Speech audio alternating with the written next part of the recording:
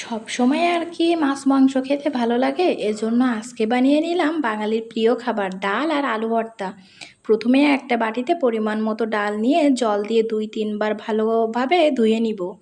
এবার চুলা অন করে চুলার উপরে একটা কড়াই বসিয়ে তার ভিতরে ধুয়ে রাখা ডাল দিয়ে সেদ্ধ করে নিব।